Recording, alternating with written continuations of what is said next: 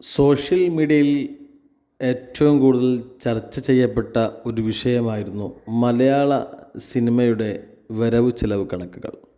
2024 ഒരു സിനിമ മാത്രമേ 100 കോടി ക്ലബിൽ, അല്ലെങ്കിൽ ഒരു സിനിമ മാത്രമേ വിജയം കണ്ടിട്ടുള്ളൂ. ബാക്കി ഇറങ്ങിയ എല്ലാ സിനിമകളും, റിലീസ് ചെയ്ത എല്ലാ സിനിമകളും ഫ്ലോപ്പായിരുന്നു എന്ന് സുരേഷ് കുമാർ ഓഡിയൻസിനോട് പറഞ്ഞിരുന്നു. അതിനെതിരെ, സുരേഷ് കുമാറിനെതിരെ തന്നെ സോഷ്യൽ മീഡിയയിലും പ്രേക്ഷകരും പല രീതിയിൽ കമൻറ്റിലും അല്ലാതെയും അതിന് റിപ്ലൈ കൊടുത്തെങ്കിലും ഈ അടുത്ത സമയത്ത് നടൻ വിനായകൻ മറ്റൊരു വാർത്തയുമായി മുമ്പോട്ട് വന്നു. കാരണം സുരേഷ് കുമാറിൻ്റെ മകൾ അഭിനയ രംഗത്തുള്ളതാണ്. സുരേഷ് കുമാറിൻ്റെ ഭാര്യ അഭിനയ രംഗത്തുള്ളതാണ്. നിർമ്മാതാക്കൾ നഷ്ടത്തിലാണ്. സിനിമയിൽ അഭിനയിക്കുന്ന നായകന്മാരുടെ റെമോണ്ടേഷൻ വളരെ കൂടുതലാണ്.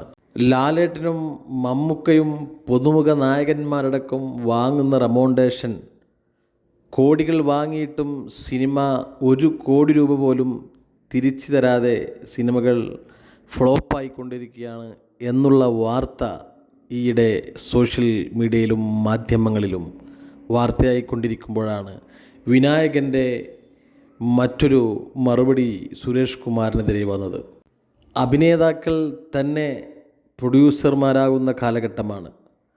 ആൻ്റണി പെരുമ്പാവൂർ എന്ന് പറയുന്ന പ്രൊഡ്യൂസർ ഒരു ഭാഗത്തും, പൃഥ്വിരാജ് എന്ന് പറയുന്ന സംവിധായകനെതിരെയും, ലാലേട്ടൻ ആശീർവാദ് സിനിമാസിനെതിരെയും, മമ്മൂട്ടി കമ്പനിക്കെതിരെയും വിമർശിച്ചുകൊണ്ടുള്ള പോസ്റ്ററുകളും വാർത്തകളും പുറത്തുവിട്ടുകൊണ്ടിരിക്കുമ്പോൾ വിനായകൻ്റെ ഈ ഒരു മറുപടി സോഷ്യൽ മീഡിയയിൽ കത്തുകയാണ്.